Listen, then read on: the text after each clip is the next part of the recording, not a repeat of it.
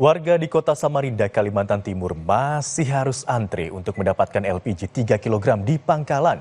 Warga memilih antre 3 hingga 4 jam lantaran harganya murah. Sementara di tingkat pengecer, banyak stok kosong dan kalaupun ada, harganya dijual lebih mahal. Warga di Samarinda, Kalimantan Timur masih terpantau antre di salah satu pangkalan LPG 3 kg. Warga terpaksa masih mengantre hingga berjam-jam lantaran stok LPG masih sulit ditemukan. Warga juga menyebut tidak membeli di pengecer lantaran LPG 3 kg kosong. Selain itu, harga di pengecer masih tergolong mahal. Habis cari keliling-keliling tidak ada. Jadi walaupun 3 jam, 4 jam saya ngantri.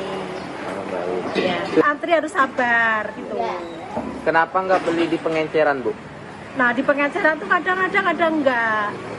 Pas kita sudah habis mau beli di eceran, tapi nggak ada gitu. Ibu kan jual gorengan kalau pagi. Sudah agak lama sih, tapi alhamdulillah kalau di sini selalu dapat.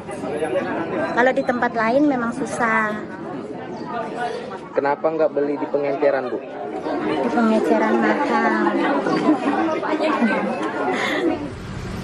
Sementara menurut Pertamina Patra Niaga Kalimantan, pendistribusian LPG 3 kg di Samarinda, Kalimantan Timur sebenarnya sudah melebihi kuota.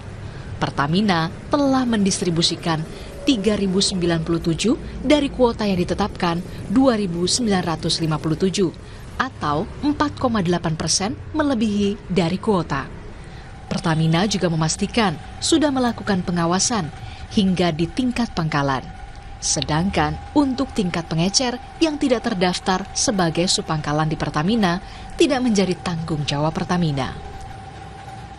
Pertama kami pastikan bahwa pasokan LPG subsidi yang 3 kilo itu dalam rantai distribusi resmi Pertamina sampai dengan pangkalan. Jadi di luar itu tidak termasuk dalam rantai distribusi Pertamina. Jadi melekat di situ juga pengawasan dan juga termasuk jika dia melanggar sanksi.